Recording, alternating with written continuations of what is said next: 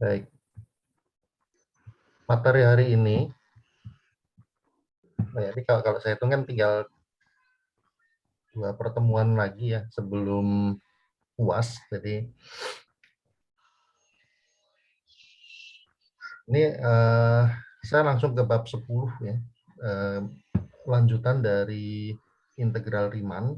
Temanya ini tentang integral Riemann yang diperumum.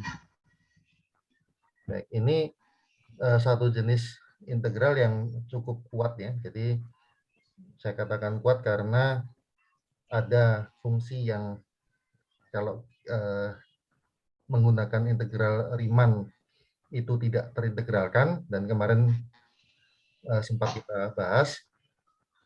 Akan tetapi dengan modifikasi atau dengan perumuman ini, fungsi tersebut jadi bisa dihitung integralnya ya. Oke, nah sekarang sebelum kita ke konsep integral tersebut ya, ini kita lihat juga ada beberapa hal yang mungkin perlu kita dalami. Oke, kita mulai dari definisi gauge antara A dan B ya, dalam maksudnya gauge dalam interval AB ya. Ini sebenarnya ada di definisi di bab 5. Oke, karena saya nggak bahas bab 5, ini kalau nggak salah tentang fungsi kontinu kalau nggak salah ya. Oke, tapi kita bahas lagi di sini ya. Kalau terjemahan gauge itu apa ya yang tepat ya? Apakah rongga atau jarak mungkin ya. Jadi seperti kalau di rel kereta api itu yang dimaksud gauge itu adalah jarak atau lebarnya ya, lebar relnya itu ya. Jadi macam itulah. Kita mungkin tidak digunakan tidak maka ya kita pakai istilah aslinya aja gauge ya. Tapi maknanya kurang lebih seperti itu. Jadi ada kaitannya dengan jarak ya. Oke. Yang dinamakan gauge pada interval tertutup AB itu adalah fungsi delta yang bernilai positif ya. Positif itu bilangan real positif ya, jadi tidak termasuk nol ya, nilainya positif, benar-benar positif. Jadi notasinya delta itu memetakan interval AB ke interval 0 tak hingga. Oke. Nah, suatu partisi P ya, partisi yang biasa ini ya, yang sudah kita yang sudah kita bahas, partisi bertanda ya. Jadi interval AB tadi di partisi menjadi sub-sub interval ya yang kita tandai dengan I1, I2, I3 sampai IN. Kemudian T1, T2 sampai Tn itu adalah tag point-nya ya, atau titik evaluasinya di masing-masing subinterval. Nah, partisi P itu dikatakan delta fine.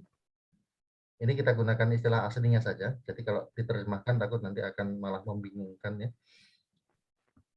Partisi P tersebut dikatakan delta fine apabila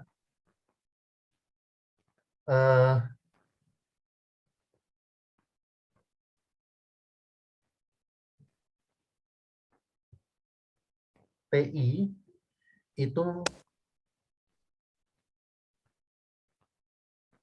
ada di II ya, tapi ini sudah pasti ya, TI anggota I itu kan memang sudah ketentuan dari pengertian partisi ya. Nah, yang relasi berikutnya itu II itu adalah subset dari atau termuat di TI dikurangi delta TI sampai TI ditambah delta TI. Jadi gini ya, jadi ada fungsi deltanya dulu ya. Delta itu kan domainnya adalah AB ke bilangan positif. Nah, setiap II ya, setiap TI dan II itu memenuhi sifat bahwa II itu subinterval II itu termuat dalam interval dengan pusat TI ya. Kalau kita lihat bentuk TI minus delta dan TI plus delta itu kan berarti pusatnya TI, radiusnya delta. Gitu. Oke. Oke, ini tergambar di 551 ya. Oke, kita coba lihat gambarnya.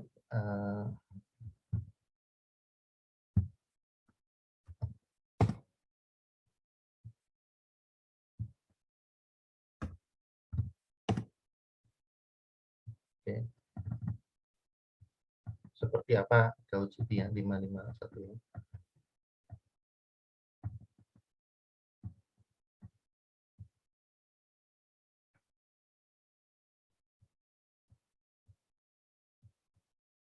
Ini ya. Jadi interval subinterval itu yang ditebalkan ini batas kirinya, ujung kirinya XI minus 1, ujung kanannya XI ya.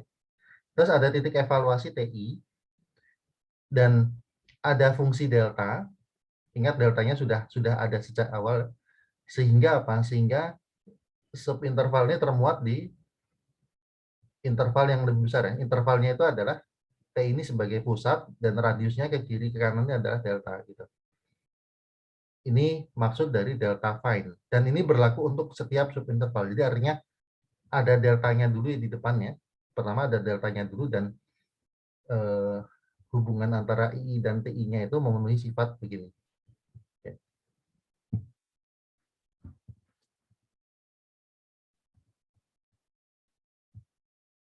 Sekarang kita lanjut ya.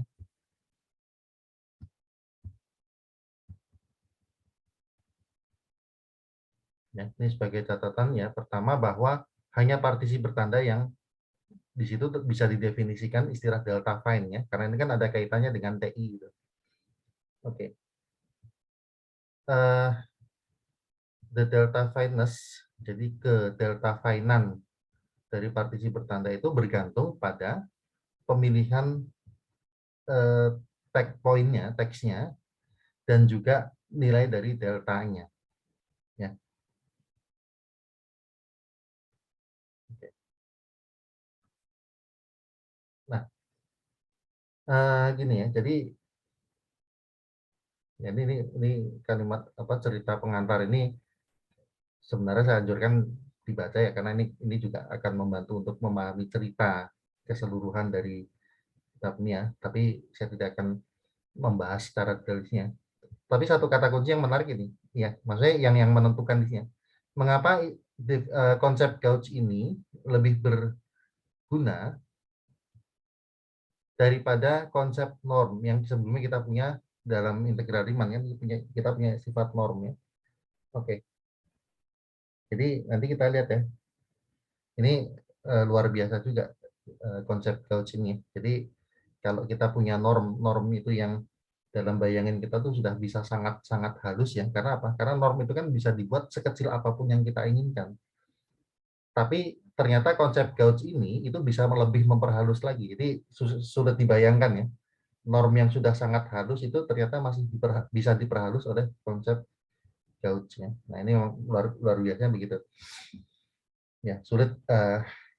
Tapi ya memang begitulah konsep ya, konsep yang ya ini makanya dikatakan ini istimewa atau dikatakan ini more useful yang ketika konsep integral Riemann gagal untuk mendefinisikan untuk mendapatkan integral suatu fungsi tertentu ya, maka dengan generalized yang ini yang konsep Gauss ini fungsi tersebut bisa muncul integralnya ya.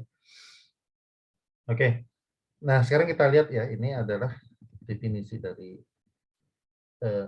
integral Riemann yang diperumum ya. Oke, suatu fungsi f dengan domain AB, nilainya real ya, dikatakan terintegralkan secara Riemann yang diperumum. Oke, kita katakan terintegralkan secara Riemann yang diperumum. Kalau sebelumnya kan terintegralkan secara Riemann saja ya. Sekarang ada tambahan dengan keterangan diperumum, yang diperumum. Ya. Terintegralkan secara Riemann yang diperumum pada interval AB. Jika terdapat bilangan real L Sehingga untuk setiap epsilon ada gauge delta, sehingga kalau P itu sembarang partisi delta epsilon fine, maka jumlah Riemann S ya dari F yang terkait partisi P dikurangi L atau jaraknya ke L itu lebih kecil dari epsilon. Oke. Nah, semua fungsi yang terintegralkan Riemann yang tipe umum itu kita notasikan dengan R bintang. Oke, ininya dulu ya, notasi dulu ya. Oke. Ya, dari definisi ini mungkin belum terlalu kelihatan ya gimana sih cara kerja delta fine itu ya, delta epsilon fine ya. Tapi bedanya kalau yang dengan Riemann biasa kan terintegralkan secara Riemann tuh kalau untuk terdapat epsilon, untuk setiap epsilon ada partisi P yang normanya kecil dari epsilon kan. Nah, sekarang untuk setiap epsilon ada partisi gini, bukan. Kalau integral Riemann biasa untuk setiap epsilon ya, maka setiap partisi yang normnya kecil dari epsilon itu berlaku ini, ketaksamaan ini ya, hubungan ini. Nah, kalau sekarang untuk setiap epsilon ya berlaku bahwa ya, maksudnya gini, diberikan epsilon sembarang, maka setiap partisi P yang bersifat delta epsilon fine berlaku begini. Jadi bedanya cuma yang tadinya normnya kurang dari epsilon diganti dengan delta epsilon fine gitu. Oke, ya mungkin belum kelihatan cara kerjanya dan gimana kok hal itu bisa ini ya, bisa mengcover beberapa fungsi yang sebelumnya tidak terintegralkan menjadi terintegralkan ya. Oke. Nah, berikutnya ya nanti gini. Jadi nanti akan akan diperlihatkan juga bahwa kalau F itu adalah terintegralkan secara Riemann yang diperumum, maka bilangan L tersebut tunggal ya. Dan nilainya itu dikatakan sebagai integral Riemann yang diperumum dari F. Oke. Kemudian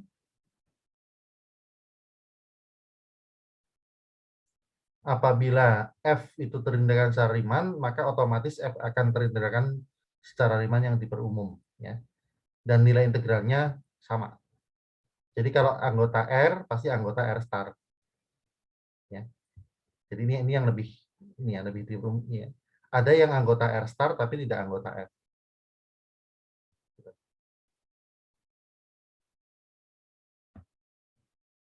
Nah, untuk lambang sama ya. Tidak ada bedanya. Sekarang kita lihat dulu ke masalah teorema ketunggalan ya. Jika F anggota R star, jika anggota R bintang, maka nilai integralnya tunggal ya. Oke, ini kita nggak usah bahas buktinya, tapi yang penting kita ingat dulu, kita paham dulu bahwa ya tadi nilai L ini tunggal ya. Ini cuma apa? Tidak dikatakan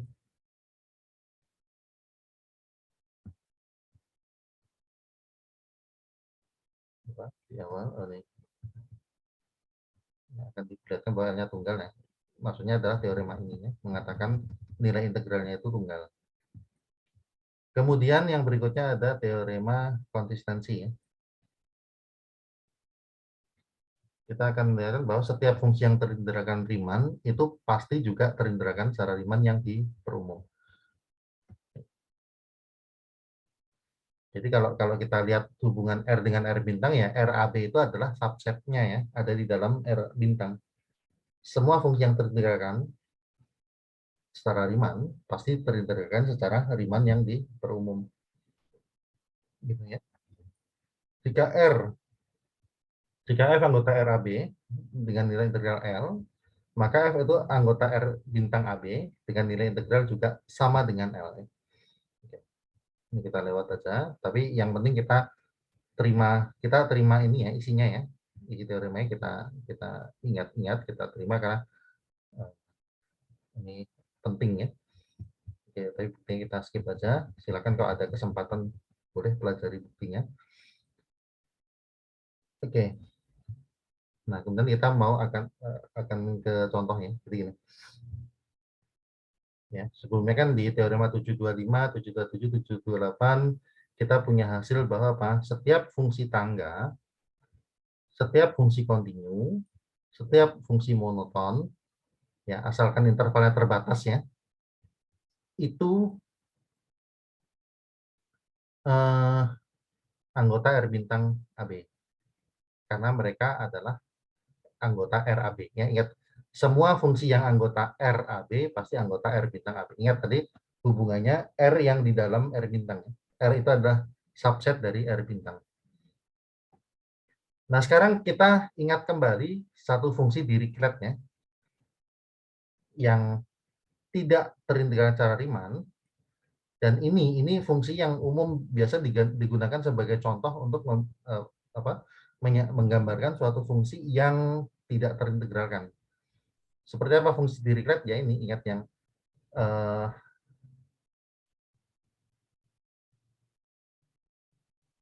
terdefinisi 0 di 01, dan untuk setiap X rasional, nilai fungsinya adalah 1, dan ya, sorry, untuk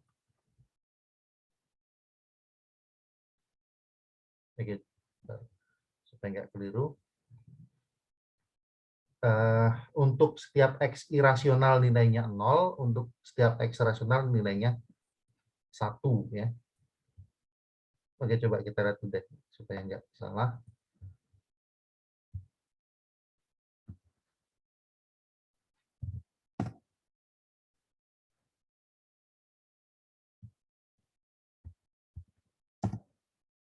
Tujuh dua dua ya.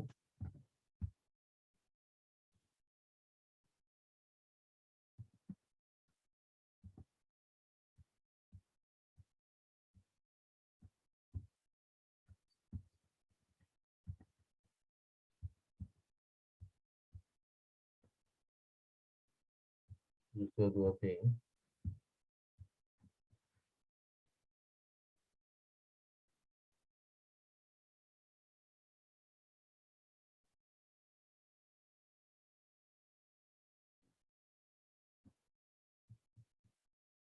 Ya. Jadi fungsi Dirichlet itu adalah fungsi dengan domain interval 01 dan nilainya fx sama dengan 1 untuk setiap bilangan rasional x ya, dan nilainya 0 untuk setiap bilangan irasional. Gitu ya. Oke.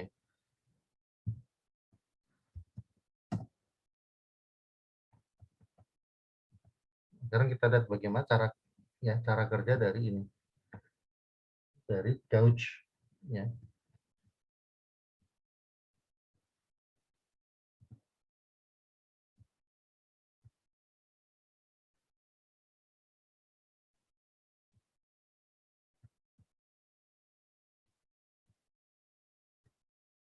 Ya.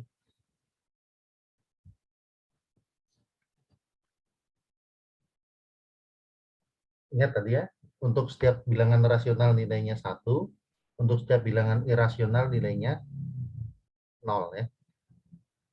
Oke, nah sekarang begini. Ini juga kita ingat kembali ya, bahwa sifat bilangan rasional itu adalah dia tak hingga banyak tapi masih terbilang atau countable ya. Yang dimaksud terbilang itu adalah bahwa bilangan rasional, himpunan bilangan rasional, mau secara keseluruhan atau mau subsetnya ya, atau maksudnya bilangan rasional dalam selang tertentu ya. Dalam hal ini bilangan rasional antara selang 01, dalam selang 01 walaupun tak hingga banyak tapi dia masih countable. Maksudnya countable, dia masih bijektif dengan, masih bisa dibuat bijeksi dengan bilangan asli. Ya, ini sebenarnya materi di Unreal 1 ya, mestinya ya ada, mudah-mudahan pernah disampaikan. Kalau kita membuat bijeksi dengan bilangan asli, itu kan seakan-akan kita memberi nomor urut pada himpunan tersebut ya. Bijeksi itu maksudnya ada korespondensi satu-satu ya. Jadi kalau suatu himpunan bisa kita buat bijeksinya dengan bilangan asli, itu kan seakan-akan memberi nomor urut. Nomor urut 1 itu berarti dipetakan ke 1 ya. Nomor urut 2 dipetakan ke bilangan asli 2 dan seterusnya gitu. Ya. Nomor urut itu bukan berarti urut bilangan nilai apa? Nilai bilangannya dari paling kecil ke paling besar enggak ya. Ini cuma sekedar ngasih nomor urut aja gitu. Bilangan rasional nomor urut pertama adalah siapa? Bilangan rasional nomor urut 2 adalah siapa? Dan itu dijamin semua bilangan rasional walaupun tak hingga banyak itu pasti kebagian nomor urut gitu. Nah, itulah yang kita sebut sebagai enumerate ya dalam kata ini. Ya, we enumerate the rational numbers ya, itu adalah seperti memberi nomor urutnya. Kita urutkan bilangan rasional. Ingat ini bukan mengurutkan dari kecil ke besar bukan, tapi memberi nomor urut ya. Ya, jadi setelah diberi nomor urut bilangan rasional itu kita kasih notasi R1, R2, R3 sampai R tak hingga. Ya. Kan tak hingga banyak memang ya, tapi yang jelas bisa diurut nomor 1 siapa, nomor 2 siapa, nomor 3 siapa, dan seterusnya. Ya. Nah sekarang ini diberikan epsilon positif, nah sekarang kita definisikan gauge-nya. Ya, jadi gauge itu kita definisikan untuk setiap bilangan rasional RK, kita definisikan nilai gauge-nya itu adalah epsilon dibagi 2 pangkat K plus 2. Gitu ya. Jadi bilangan rasional pertama R1 itu nilai gauge-nya adalah epsilon per 2 pangkat 3. Untuk bilangan rasional nomor urut 2, nilai gauge-nya adalah epsilon per 2 pangkat 4 dan seterusnya. Gitu. Oke. Dan untuk bilangan-bilangan irasional, kita tetapkan nilai gauge-nya adalah 1. Gitu ya. Oke. Ya. Nah, ingat ya, jadi data epsilon itu memenuhi sifat gauge ya. Nah, sekarang apabila kita punya suatu partisi P yang delta epsilon fine, okay,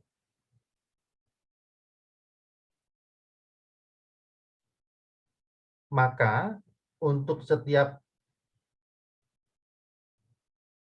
XI dikurang atau lebar setiap subinterval itu pasti akan kurang dari atau sama dengan 2 delta epsilon. Karena ini kan termuat dalam interval tadi ya.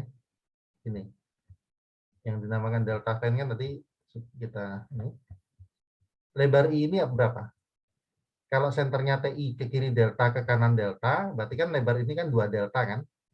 Lebarnya 2 delta ya. Jadi setiap subinterval lebarnya tidak akan lebih dari 2 delta. Nah, itulah yang ditulis yang dimaksud di sini.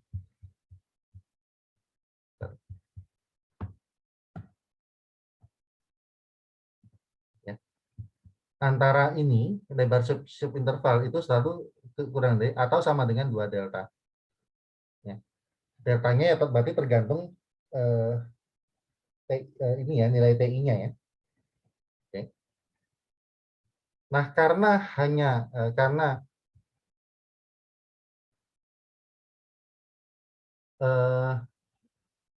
kontribusi tak nol,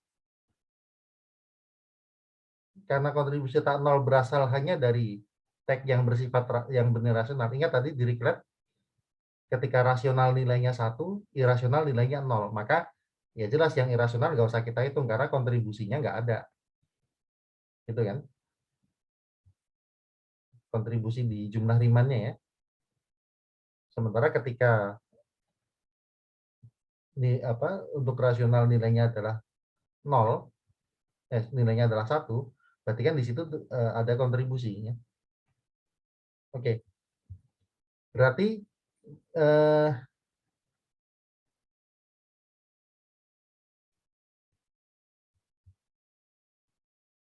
Ya. Jadi jumlah Riemann itu mendapatkan nilai tak nol itu hanya apabila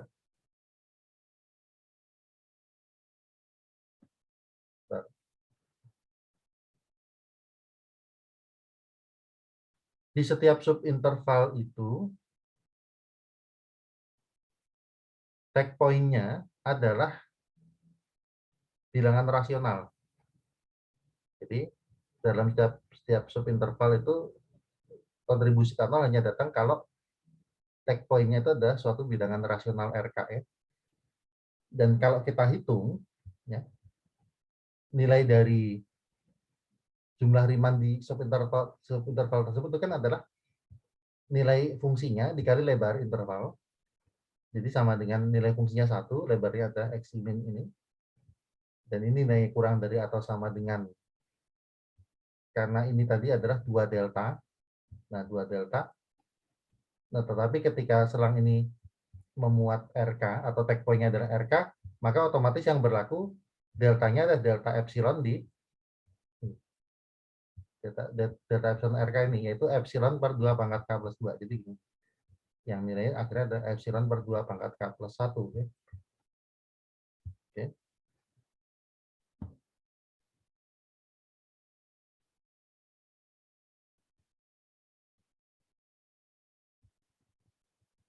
Oke. Nah,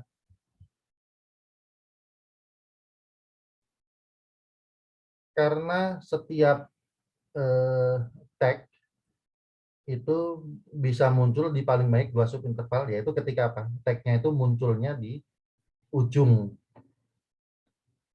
Kan boleh saja ya kita punya 2 subinterval berdempetan ya. Misalkan buat gampangnya, misalkan subinterval I5 sama I6 gitu misalkan ya. Subinterval I5 tag point-nya di ujung kanan, subinterval I6 tag point-nya ujung kiri. Berarti kan kedua subinterval tersebut tag point-nya berhimpit kan. Ujung kanan I5 kan ujung kiri I6 ya. Di situ tag point-nya berlaku untuk dua subinterval ya. Itu yang dimaksud bahwa setiap tag itu bisa muncul di paling banyak 2 subinterval. Maka jumlah Riemann-nya itu kurang dari jumlah dari, ya, jadi ini alasan kenapa ini kali 2 ya. Di sini kan nilai satu jumlah Riemann-nya epsilon ini, tapi ini untuk mengcover kalau ada, ya, jadi ini sebenarnya ngasih batas atas juga ya. Kalau di ada subinterval yang atau 2 subinterval yang punya tag point bersama gitu. Jadi nanti nilai tag point-nya muncul 2 kali gitu. Oke. Jadi ini jumlahnya kurang dari jumlah 2 epsilon per 2 pangkat K plus 1.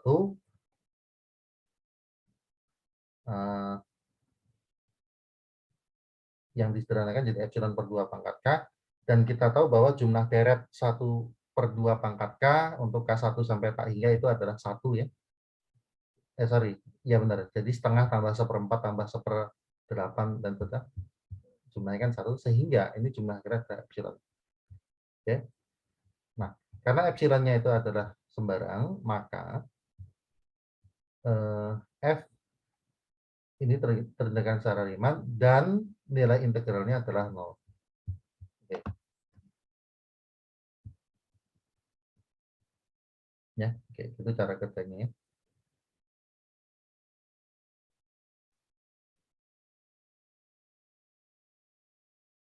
Nah, terus ada lagi contoh yang lain ya. Ini yang namanya apa nih? Fungsi Tomai kalau nggak salah ya. H terdefinisi di interval 0,1 dengan nilainya setiap bilangan berbentuk 1 per K, nilai hanya adalah K, sementara yang lainnya adalah 0. Ya. Jadi kalau setengah, nilai fungsinya 2.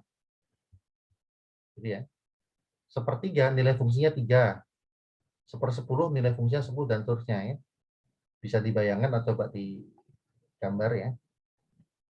Dulu pernah saya coba gambar ya. Jadi sekarang tidak akan saya gambar lagi. Ya, di tempat-tempat lain yang tidak berbentuk seperka itu di nilainya 0. Oke.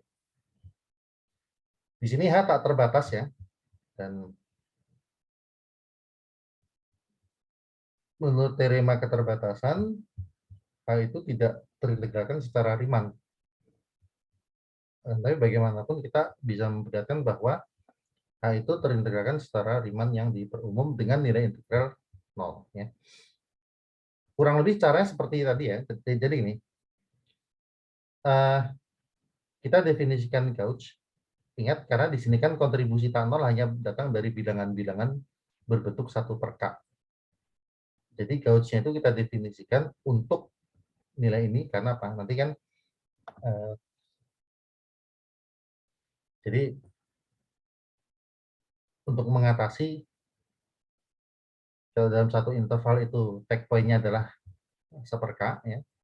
Nah, itu kan lebar selangnya yang harus dibuat sangat sangat kecil supaya apa? Supaya bisa tercapai ini ya. Target bahwa nilai integralnya 0. Oke. Jadi kita definisikan ya, gauge-nya itu adalah setiap 1/k, bilangan 1/k, itu nilainya adalah epsilon dibagi k kali 2 pangkat k plus 2, dan di tempat lain nilainya 1 ya. Ingat di sini seperti sebelumnya, menetapkan 1 itu ya sebenarnya bebas, nggak ada ketentuan. Ini misalkan tadi, kenapa kok 1 ya, nggak harus 1 sih. Ini mau dibikin 200 ya juga boleh ya, nggak masalah, nggak ngaruh gitu. Dibikin 3000 juga nggak apa-apa, nggak ada pengaruhnya ya. Tetapi kan untuk simplisitas aja ya, simple gitu. Nah, ambil aja 1 gitu, biar biar gampang ya. Sama ini juga, ini kenapa 1 ya, nggak harus 1 gitu. Ini cuma pilihan aja. Oke. Ini mau diganti 150 ya, nggak akan pengaruh terhadap hasilnya. Oke, nah jadi kita definisikan gauge-nya seperti itu ya. Delta epsilon adalah gauge, dan kita lihat bahwa apabila P itu adalah partisi yang delta fine, delta epsilon fine, ya kayak tadi, pokoknya setiap subinterval itu pasti lebarnya kurang lebih sama dengan 2 delta. Ya, 2 delta dari TI. Hmm. Oke. Nah, eh,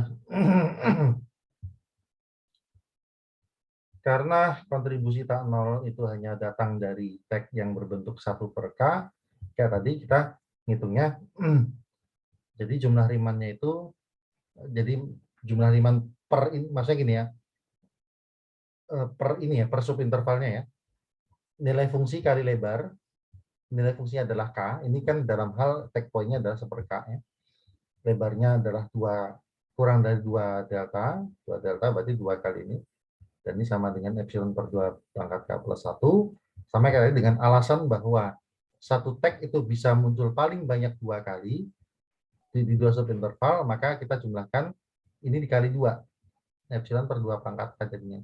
Nah, jumlahnya adalah epsilon. Oke. Nah, karena epsilon sembarang, maka H itu terintegralkan secara Riemann yang berumum, dan nilai atau dengan nilai integralnya adalah 0. Oke. Nah, kemudian yang berikutnya, sifat-sifat dari integral Riemann yang diperumum itu tidak beda ya, tidak jauh beda dengan yang Riemann biasa. Misalkan sifat kelinearan ya. Kalau f itu kita kalikan skalar k, maka integralnya itu bisa dihitung sebagai integral f kalikan k ya. Jadi k-nya itu bisa dihitung belakangan. Hitung integral dulu, baru belakangan kalikan dengan skalarnya. Untuk penjumlahan ya, ini juga sebenarnya berlaku buat pengurangan ya, tapi yang rumus dasarnya begini. Kalau kita punya fungsi hasil dari menjumlahkan dua fungsi, maka integral dari fungsi tersebut bisa dihitung per suku ya, per ini ya, per apa? Penjumlahnya tadi. Ya. Jadi kalau integral f tambah k, caranya kita bisa hitung dulu integral f-nya, terus hitung integral G-nya, baru terakhir kita jumlahkan. Oke. Terus sifat perbandingannya, kalau F itu nilainya kurang dari atau sama dengan G, Gx, untuk setiap X dalam domain, maka integral AB akan kurang dari atau sama dengan integral AB, integral F pada selang AB, kurang dari atau sama dengan integral G pada selang AB. Oke, buktinya saya skip. Nah, sekarang kita lihat ya bagaimana, atau mungkin ada beberapa kriteria untuk menentukan suatu fungsi itu terintegralkan secara Riemann yang diperumum ya.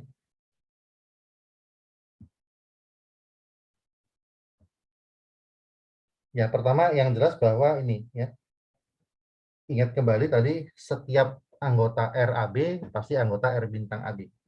Setiap yang terintegralkan secara Riemann pasti terintegralkan juga secara Riemann yang diperumum. Tapi kan kita nggak punya arah sebaliknya. Ya. Nah, di sini kita punya kriteria Cauchy ya.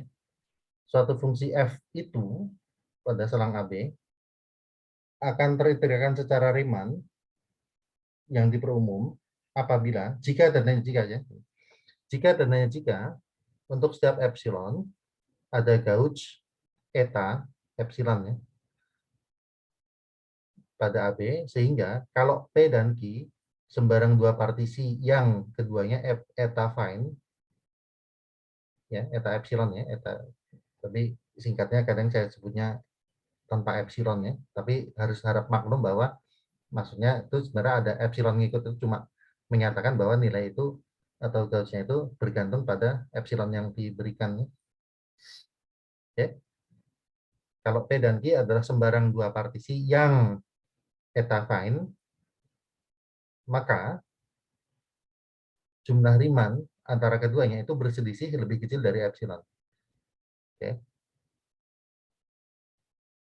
Jadi itu syarat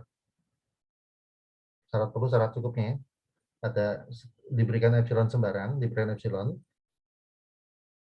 kita selalu bisa mencari gauge eta yang mana kalau sembarang dua partisi dua-duanya adalah eta fine, maka oke, jumlah Riemann antara kedua partisi tersebut mungkin aja beda, tapi bedanya itu tidak akan lebih besar dari epsilon gitu. Itu adalah kriteria Cauchy. Berikutnya, ya, ini ada teorema Apit ya.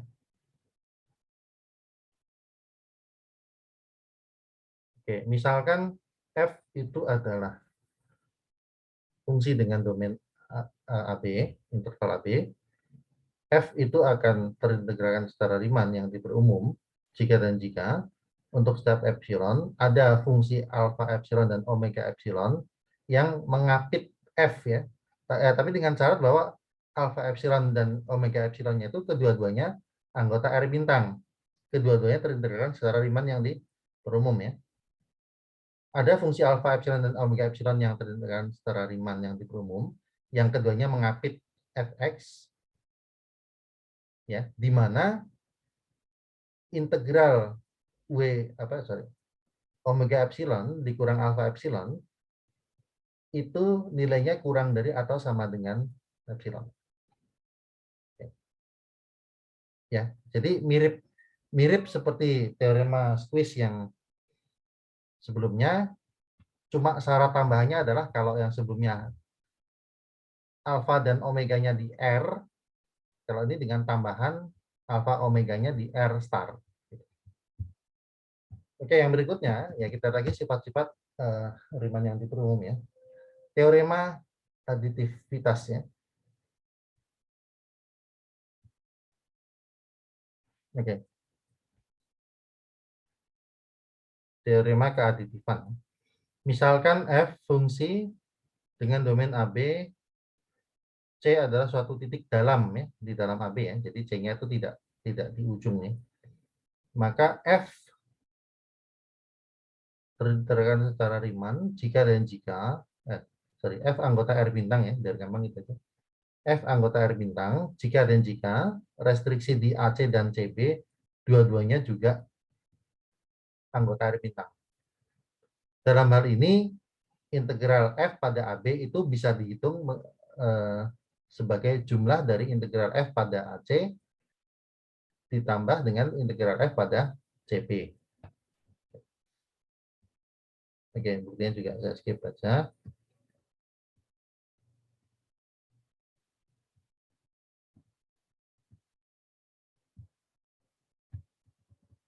Oke, nah kemudian ada teorema dasar kalkulus ya. Sama seperti yang versi sebelumnya. Bedanya apa di sini? Misalkan ada countable setnya. Kalau sebelumnya countable juga ya, atau finite ya. Kalau nggak salah sebelumnya tuh finite.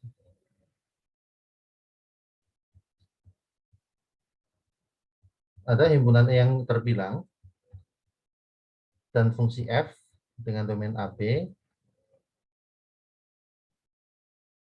sehingga f to continue, f aksen adalah f dengan x anggota. Oke. Turunannya f aksen adalah f kecil untuk setiap x anggota AB kecuali mungkin di E ya.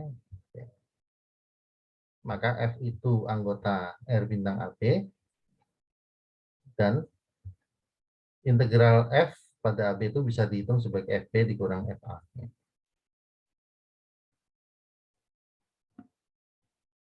Oke.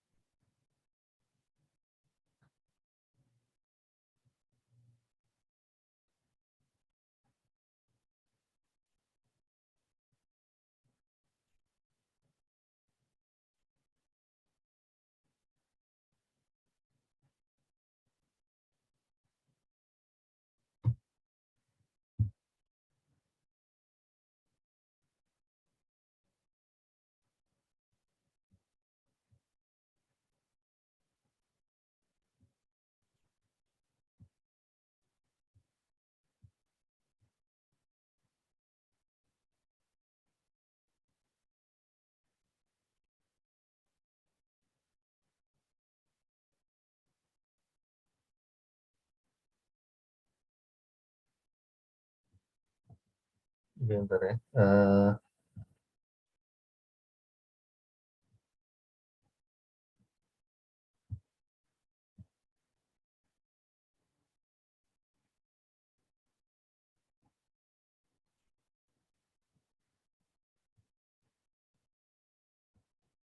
Oke, ini bunyi dari teorema dasar kalkulus yang bentuk pertama ya. Tapi ini untuk fungsi yang Bentar, kalau yang sebelumnya kalau nggak salah sih ini finite ya, tapi nanti aja cek lagi. Kalau ini diganti dengan countable, ya sebenarnya finite itu termasuk countable juga. Tapi kalau countable itu bisa lebih luas ya, bisa juga tak hingga banyak. Oke. Jadi kalaupun ini tak hingga banyak, ya ini masih masih apa masih bisa memenuhi sifat anggota R bintang ya, masih bisa tergunakan cara Riemann yang tipe umum. Terus gini,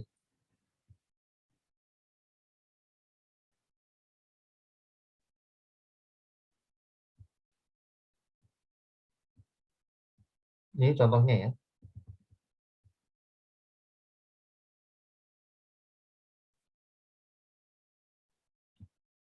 Kx adalah 2 akar X besar ya.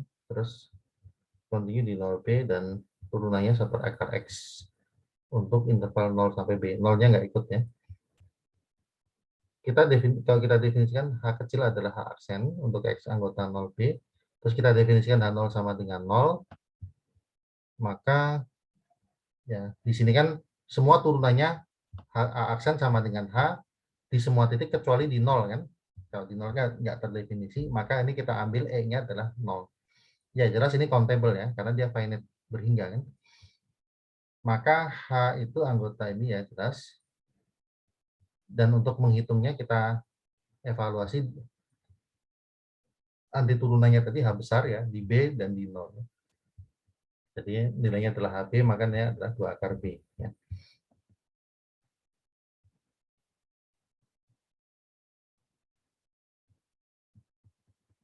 Berikutnya, jika alfa positif, misalkan H alfa adalah X pangkat alfa per alfa, dan ini bisa dulu sebagai eksponen alfa ln X per alfa ya. Ini kan ini cuma ganti ngubah bentuk aja. X pangkat alfa itu kan sama aja eksponen alfa ln X atau E pangkat alfa ln X-nya.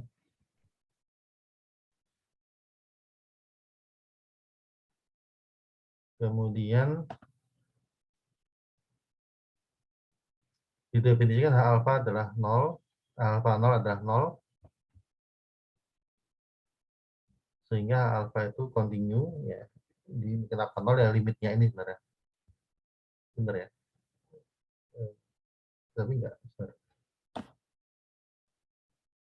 Oh ya benar, X pangkat alfa kan 0 ya.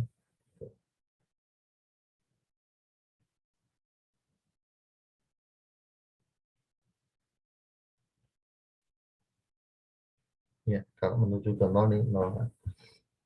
H aksen X-nya adalah X pangkat alfa minus 1. Ya, ingat kembali turunan dari bentuk eksponensialnya. Definisikan H alfa adalah H aksen. Jadi H alfanya adalah ini untuk setiap X anggota 0D dan khusus di 0 ditetapkan nilainya adalah 0, maka menurut teorema dasar kalkulus tadi H alfa itu anggota R bintang dan integralnya adalah H alfa di B kurangi alfa di 0. Jadi sebenarnya H alfa di B dan nilainya adalah B pangkat alfa per alfa. Oke. Oke, yang lainnya juga sebenarnya sama ya.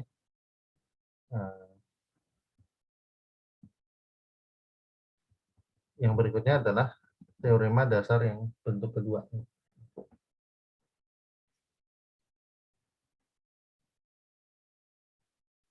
Ya. Sebelumnya kan kita juga udah pernah bahas begini kan.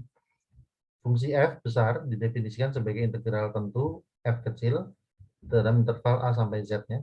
A-nya suatu fix, nilai yang fix untuk z dalam interval AB.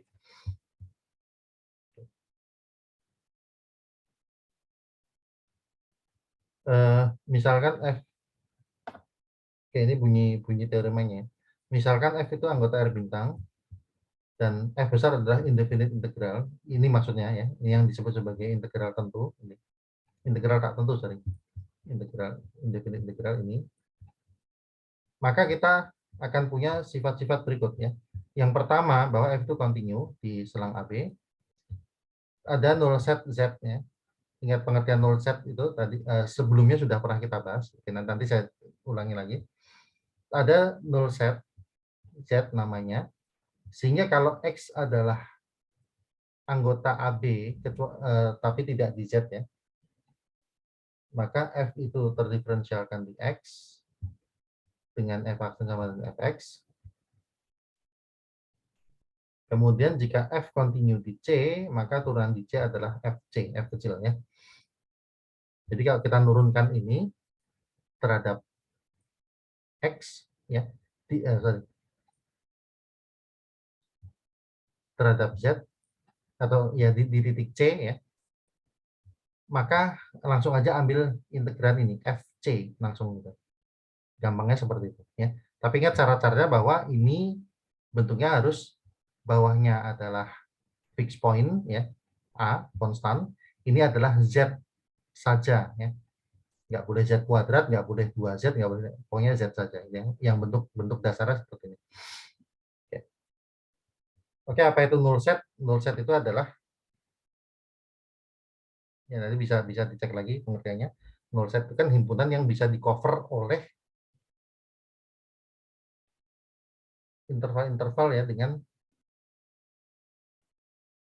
apa panjangnya berhingga gimana ya, lupa.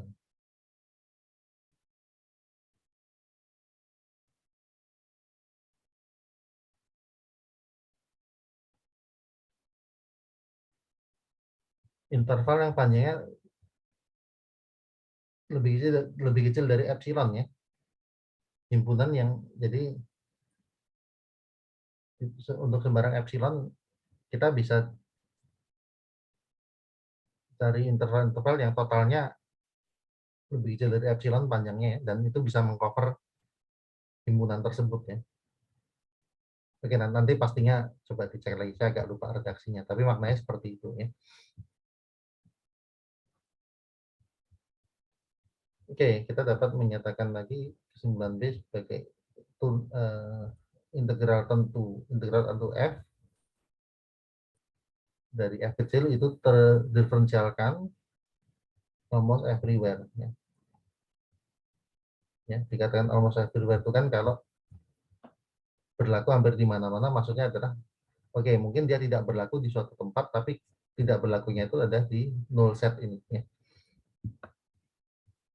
Nah, ini yang berikutnya adalah ya ini metode pengintegralan sebenarnya tidak beda dengan yang sudah ada.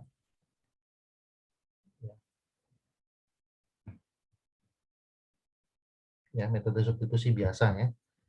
Ada I, ada C, terus kita punya fungsi komposit kan. Sorry, bukan fungsi komposit, ya pokoknya inilah. Ya, ini biasa aja, metode biasa. Oke, contoh-contohnya juga.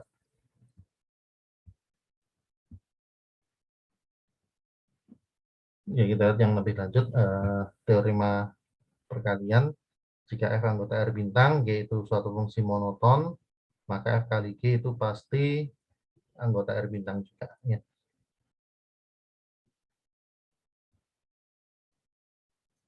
Terus yang berikutnya ada integral parsial. Ya. F dan G terdiferensialkan di AB, F aksen G itu anggota R bintang jika F G aksen anggota R bintang, dan dalam hal ini kita akan punya hubungan begini. Ya. Ini kan bentuk rumus integral parsial yang sudah kita kenal. Ya. Oke, nah Taylor ini kita skip aja. Berikutnya ini, oke, integral Lebesgue. Ini saya belum tahu nanti apakah akan lanjut ke Lebesgue atau tidaknya. Oke, tapi buat hari ini cukup sampai sini dulu. Silakan kalau ada pertanyaan. Kalau Taylor ini saya skip aja ya. Nanti pertemuan berikutnya saya belum tahu ya. Tapi gini, kalau tadi kan saya sampaikan, ini kalau hitungan saya pertemuan sebelum UAS kan 2 kali lagi ya, termasuk sekarang ya. Jadi berikutnya tuh ya satu pertemuan itu terakhir sebelum UAS, dan biasanya saya gunakan untuk konsultasi ya. Jadi mungkin pertemuan berikutnya ini nanti kalau hitungan saya keliru tolong di ini diinfokan gitu. Jadi pertemuan berikutnya saya mungkin akan gunakan waktu untuk persiapan UAS saja. Kecuali kalau tidak ada pertanyaan atau tidak ada yang meminta konsultasi atau meminta apa dijelaskan ulang ya suatu materi tertentu ya. Oke, mungkin nanti ya bisa jadi bahas yang lainnya. Mungkin kita bahas soal latihan juga bisa, latihan di sini ya. Cuma ini saya juga nanti mungkin akan pilih-pilih juga soalnya. Ya, kurang lebih seperti itu ya. Silakan kalau ada pertanyaan Bapak Ibu. Izin bertanya Pak, nanti untuk materi UAS-nya mulai mana sampai mana ya Pak? Kalau UAS-nya berarti dari integral aja, karena saya kan mulai mengajarkannya dari integral ya. Jadi ya itu aja, dari bab 7. Gitu. Baik, terima kasih Pak. Oke, ada lagi Bapak Ibu yang lain? Ya, baik. Kalau nggak ada, jadi saya akhiri sampai sini aja ya. Terima kasih Bapak Ibu sekalian sudah meluangkan waktu dan mengikuti perkuliahan ini. Jaga kesehatan selalu. Sampai ketemu lagi. Assalamualaikum warahmatullahi wabarakatuh. Selamat siang. Waalaikumsalam warahmatullahi wabarakatuh. Terima kasih Pak